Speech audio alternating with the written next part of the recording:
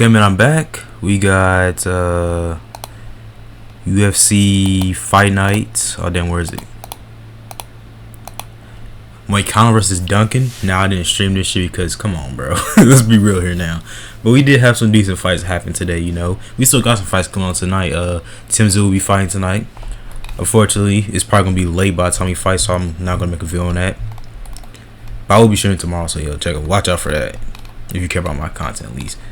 I ain't gonna hold you, dude. I skipped. Well, this first fight was pretty good. Kakamaka versus Dakota Hope. Very wild fight. Kamaka got dropped bad in the second round. They had to come back and win it. And one by split decision. I skipped this fight. I can't lie. I saw some of this fight. I know Gore did sleep Bakoev in a fucking guillotine. Jesus Christ, man. It is crazy. What an upset, man. I like, bro, because it's funny because like when I saw this fight even get announced, I'm thinking like this is such a big step down. Like Bakoev was really good. Like before Bagari beat him, which Bagari looks really good in the UFC so far. So there's no shame lose to him. And then he fights fucking Trayshawn Gore and gets submitted. Like this sport is something else, man. I ain't gonna lie, I didn't watch this fight either. But I did see she got a fucking crazy step in knee knockout over Haley Cowan. That was fucking crazy. And I don't know if people keep thinking that this is Osprey's sister. It's not. Next, you got Darius Fox versus Lando Venata. And there was a fight. There was a moment in the first round to where Venata got slammed, and I ain't gonna lie, I don't know what happened, but he was like holding like his head or whatever, and then he was still hurt from after that summit late in the first. Come second round, he got finished with hammer fist because he got taken down, and yeah. But I still don't know what happened. I hope something comes out. I haven't really seen anything yet, but just hope he good. Next, you got Alessandro Costa versus Stuart Nicole. Okay. This was a good performance of Costa. Definitely was. But I really want to talk about that liver shot he threw at the end of the second round. That was a beautiful liver shot.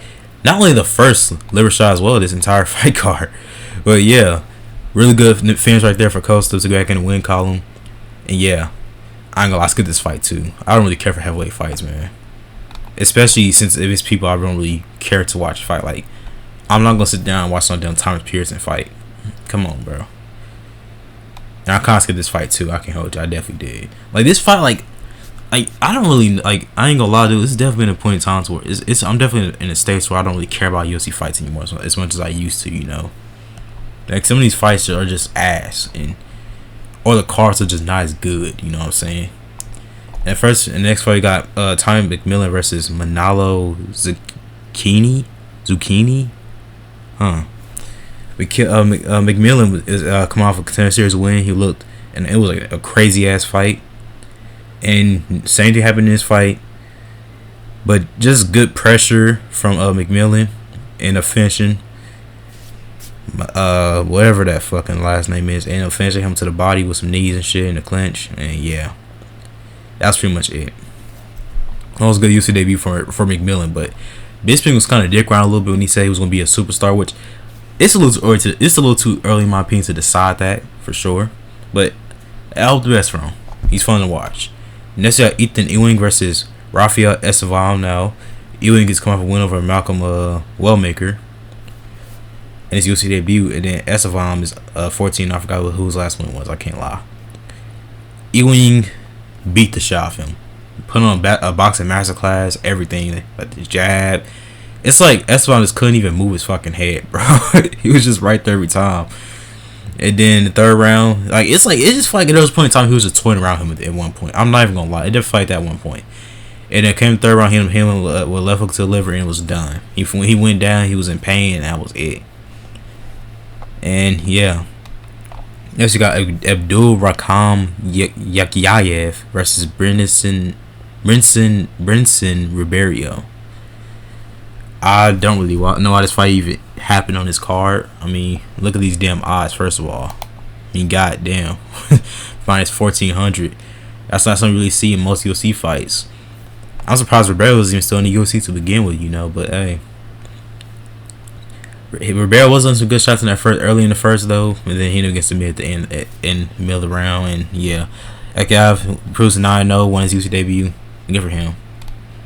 Next, we got Vernon Janjadova versus Tabitha Ricci. Now this fight was just controlled. Majority of this fight was controlled by Ginger Doubles Wrestling, as expected. I ain't gonna lie, it was definitely expected from me. And yeah, good way to get back in the win column. I'm sorry, I'm just like not sounding as like enthusiastic, but it's not really much to talk about. I'm not even gonna hold you until like the main event. Okay, so the main event with MOICANO versus Chris Duncan. MOICANO looked good. Like, this striking looked really decent, you know, really good, you know. It's just Duncan couldn't get away with his damn jab. Like, MOICANO, his jab looked beautiful this fucking fight. What the hell?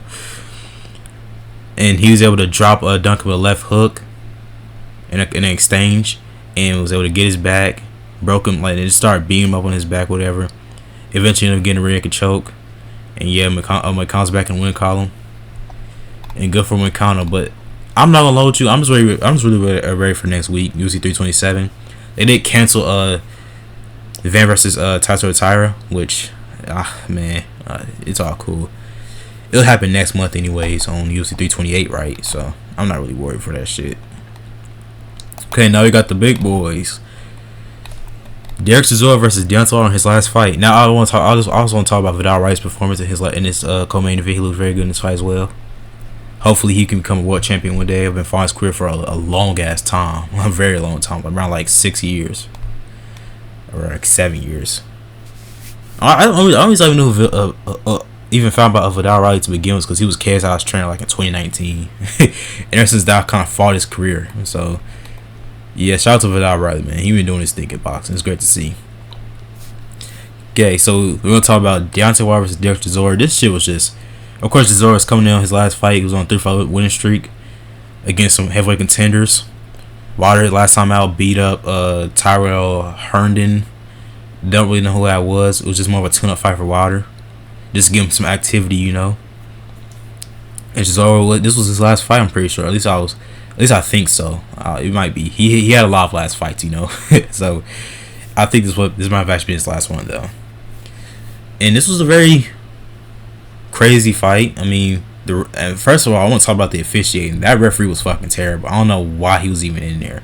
There are so many points. There was so many times I was just like, bro, what the hell is he doing? Like, a good example was the 11th round. Wilder ends up dropping Chisora, or he goes outside the ropes, and they start counting because, you know, Wilder calls him to go through the ropes.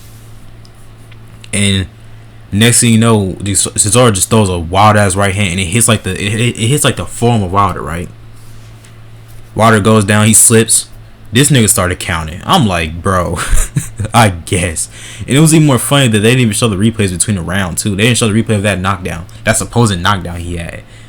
And then there were many times. There was also a moment in the fight where Chisora's cornerman ran into there, which in boxing that you can't. A cornerman can't do that. That's gonna be like it's in most cases that's like an automatic disqualification. You know, there was a point. This did happen with Zab Judah and Floyd Mayweather like ages ago. This was like damn near 20 years ago. When one of Mayweather's cornermen ran into the ring, but Mayweather just stayed in the corner and stayed cool, so he couldn't get DQ'd. But come on, man. And it was there was also a point in this fight to where Wilder drops Chisora, right? And then you could see his cornerman was helping him up by the ropes. I'm just like, bro, what the fuck is going on? Like, those are two offenses that could lead to this person being disqualified, and the referee didn't do shit about it. Didn't even take a point, mind you. Like, what the hell? But y'all took a point from Wilder? I guess, man. But Wilder pretty much controlled the entire fight. Chisora just couldn't really get inside. He did land a lot of body shots, but he really couldn't. He didn't start landing up high until late in the fight. And Wilder ate some shots. He ate some big shots, you know. But it was a very good fight. Not very good, but fun. Is like basically just entertainment wise. If you want to get entertained, just watch it. If you're a pure boxing fan, you love just seeing actual boxing, do not watch it. But it was fun to watch, you know. It was like one of them fucking bar fights. But yeah, Wilder back wins 2 in a row now. And I ain't gonna lie, they both need to retire. This was a Misfits boxing event? What the fuck? I did not know that. Oh shit, it was Misfits boxing event. They got Wilder fighting for Misfits? Okay. Hey man, on that note, man, I'm out, man. Peace. I'm gonna be streaming tomorrow. Make sure y'all check into Tim Zoo's fight tonight. He's gonna be fighting, I don't know who, but it's gonna be a big fight to set up. Or if he wins, he's probably gonna fight Usman Jr. next. So yeah, I would recommend 22 if you're a boxing fan. I don't know, man. I'm out, man. Peace. See y'all niggas tomorrow when I stream.